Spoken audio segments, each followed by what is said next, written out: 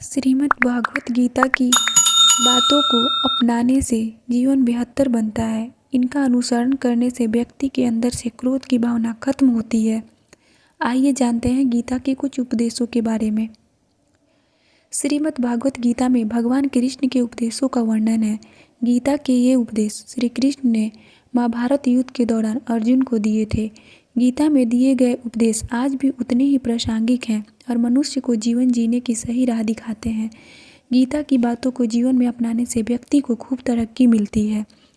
श्रीमद् भागवत गीता की बातों को अपनाने से जीवन संवर जाता है। इन बातों का अनुसरण करने से व्यक्ति के अंदर से क्रोध और ईर्ष्या की भावना खत्म होती है।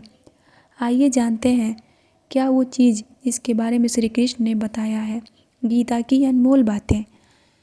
श्रीमद् भागवत गीता के अनुसार आनंद हमेशा मनुष्य के भीतर ही होता है, परंतु मनुष्य उसे बाहरी सुखों में ढूंढता है।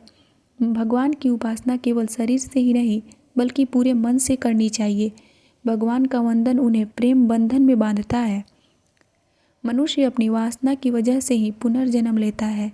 मनुष्य अपनी इंद्रियों को अगर अधीन में कर ले तो उसके जीवन में कभी विकार और परेशानियां नहीं आती है।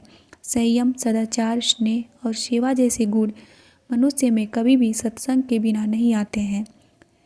गीता में श्री कृष्ण कहते हैं कि मनुष्य को वस्त्र बदलने की जगह हृदय परिवर्तन पर केंद्रित करना चाहिए। गीता के अनुसार जवानी में जिसने ज़्यादा पाप किए हैं उसे बुढ़ापे में आकर भोगना पड़ता है। श्री कृष्ण कहते हैं कि मनुष्य को स्वयं को ईश्वर में लीन कर देना चाहिए। ईश्वर के सिवा मनुष्य का कोई नहीं होता। इसके साथ ही यह मानकर कर्म करना चाहिए कि वह भी किसी का नहीं है। भोग से मिलने वाला सुख क्षणिक होता है, जबकि त्याग में अस्थायी आनंद मिलता है। श्री कृष्ण कहते हैं कि सत्संग ईश्वर की कृपा से मिलता है, परंतु कुसंगति में भी मनुष्य अपनों कर्मों से पड़ता है।